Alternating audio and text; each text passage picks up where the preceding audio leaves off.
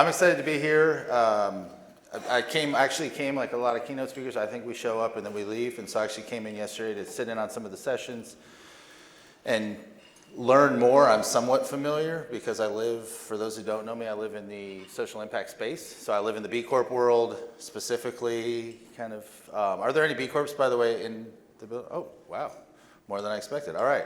And I don't know if Compost Now is here, but they're another one, so they'll get their shout out in a little bit. So for those who don't know me, I have 2 degrees from the University of Georgia, and so I was sitting here yesterday and I kind of got a kick out of the fact that I was like, oh, and like, so UGA, if you aren't familiar, there's South Campus and there's North Campus. South Campus is where the smart people like Dr. Evan White are, and then North Campus is where like the business bros are. So I have my undergrad in business, I got an MBA from the University of Georgia, and then I ended up going to work for a B Corp up in Alpharetta, and I worked there for 5 years, and then I started my own business in 2021, quite honestly, because somebody said, can I pay you to do our B Corp certification? So I'm an accidental entrepreneur. I'm also the founder and executive director of Be Local Georgia, which is a nonprofit that is for all the mission-driven enterprises, social enterprises, purpose-driven businesses, and B Corps in the state of Georgia. I also run a conference that, the timing of this one was last week in Florida. So I'm coming off of, I would say, that high and that exhaustion down in St. Pete, but we do Build Southeast, which is a regional conference for purpose-driven businesses and social enterprises and B Corps. I've been running that since 2020. I teach a class at UGA in the MBA program on social enterprises and B Corps, and specifically they work with companies. We worked with Better Earth. We run programs like this throughout the state at different universities. I run the one at Georgia, but specifically I'm trying to get my students to understand how to make the business case for good business, because it's not just enough to be right. We also have to be able to sell it to our CFO, and I had a couple of those conversations yesterday during lunch. I'm on a bunch of boards. I wrote a book, I have a podcast, and I did a TED Talk. Also, by the way, rule 1 of doing a TED Talk, as soon as you get the pictures, you change every profile picture to a picture of you doing a TED Talk. And also, fun fact, do I regret the red jacket choice? Kind of. And now when I don't show up in the red jacket, people are so disappointed that I'm not in the red jacket. And like, where's your red jacket? So it was a TED Talk original, and now I've been sweating in this thing ever since. So sometimes people are like, how many do you have? And you're like, just the one, just the one. Let's go into the cleaners after today. So, why am I here today? And what am I going to talk about? This is my big thing. Does anybody know what this number is? Nobody's going to get it. I don't think you can Google it real fast. Oh, I wish. Oh. So 133 days until the year 2100. That's how many days we have. And I think I talked to a lot of scientists yesterday, so I believe we all are kind of in alignment on the science behind some of this data, but I don't need to belabor the things that we already know, like that we'll see a 3 to 5 degree global rise in temperatures, Celsius, which to Americans is like, that's not that many. Convert it to Fahrenheit. We're going to see a 1.8 meter rise in sea levels. We're going to have places that were habitable become deserts. We're going to have places that were habitable become uninhabitable because they'll be underwater. We're going to see an increased frequency of hurricanes, cyclones, flash floods, wildfires. We're already seeing a lot of these. And we have 27,133 days to do something about it. Before we panic and before I lose the room, I actually intentionally started here. And I intentionally started here because I actually have hope. And I have hope because of the people that were in the room last week with me in St. Pete, and I have hope because of the people that I'm standing in front of today. I'm surrounded by a group of people that is doing everything every day to create something different and to create a different world that we'll see in the year 2100. Well, maybe we won't be around to see it. If we do, you're all invited. I'm throwing a Y2K+1 party at my retirement home, and God bless ChatGPT. That was a picture of me in Seattle, and I was like, make me look 117, because we'll carry that little Y2K+1 rager right into my 117th birthday party. So when I was approached by Leslie and the BPI team, worried is an overstatement, but I was like, what am I going to talk about? Because I don't want to say I do 2 talks, because I don't know, I like to write custom stuff. I don't like to just give the same canned speech over and over and over again.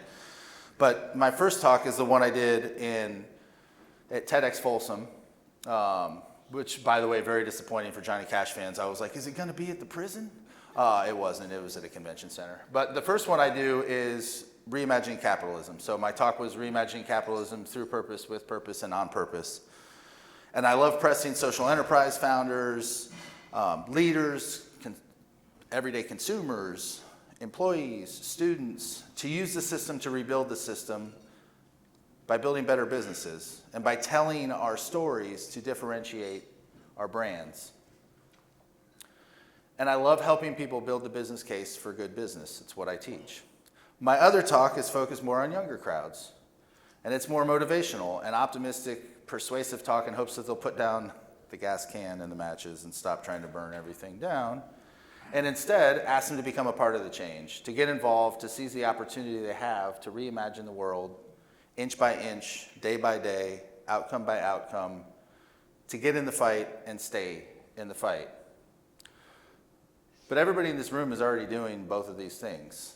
I mean, we literally heard a panel yesterday on the business of composting. We are architecting change, and you all here have invested your time, your money, your energy just to be in this room. And you are, in fact, architecting change. But then it kind of hit me.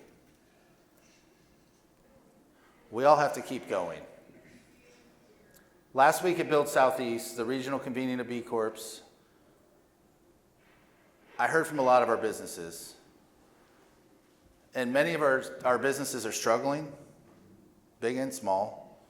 They've seen funding dry up. They've seen deals punted down the road because of economic uncertainty. They've seen grants that they've relied on go away. Some have downsized, some have merged. Some of our attendees had been laid off this year. And some of our companies had gone out of business completely. But something special happened in that room over those 3 days in Florida. There was a resiliency that I could feel. There was a resiliency in the room and in our community. And while we strive to make the business case for good business, the folks in that room and the folks in this room are here because you believe. You believe in what you're doing. You believe in doing business the right way, and that doing business the right way is the only way. You believe in yourselves, you believe in the science, and you believe that we are, in fact, making progress. We have to keep going. The moral arc of the universe is long, but it bends towards progress. 19 years ago, there were this many B Corps. 2.5 years ago, when I did my TED Talk, and my wife made me rewatch it the other day, I was like, ugh. Nobody likes to hear themselves talk. I'm like, is that what I sound like? I caught something in that where I was like talking, I was like, there are over 6,300 B Corps, and I was like, wow. And in 2.5 years, we're at 10,000 now. The movement only started, the B Corp certification, and for those that don't know, it's similar to BPI. It's an outside, nonprofit verified assessment that you have to take to prove that you're a good business. It only started in 2007. That was the first cohort with the Patagonias of the world. Today, there's 10,000, and we celebrated it, and there were LinkedIn posts, and everybody went nuts, and like, we hit 10,000, and there's over 1 million employees, and those are great numbers. And I went, I wonder how many companies there are around the world. 358 million. So, I did math. I used a calculator.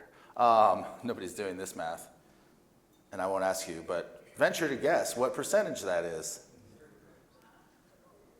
0.0000, I never remember how many zeros I counted, 28%. So there's a lot of work to do, but there's still something about celebrating that progress to 10,000. And when I started B Local Georgia, that was back in 2018, there were 7 B Corps in the state of Georgia. None of them were minority-led, none of them were women-led. Today, there are 35 B Corps in the state of Georgia. 40% of those are minority-led. 46% of those are women-led and owned. And I think about every single day of work to get to that point, to get to 35. Every bit of fierce intentionality, every single personal, I can't do this anymore, I had one last week. Every 2 a.m. email, every unpaid guest lecture to a group of 8 students, every flight, every chance to spread the gospel, to spread awareness of doing business differently. And when the progress wasn't there, I just kept going.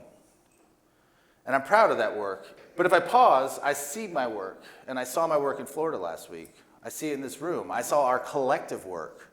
In Florida last week, I found out that there's now new Be Local communities, these business for good communities in cities like New Orleans, Charleston, Richmond, Charlotte. Cities that when we started that conference in 2020 had 0 B Corps, had no momentum, had no regional leadership, and now they're taking off. We have to keep going. If I ask everyone in this room to reflect like I have, I'd ask what progress you've seen. And don't worry, we have time for shares.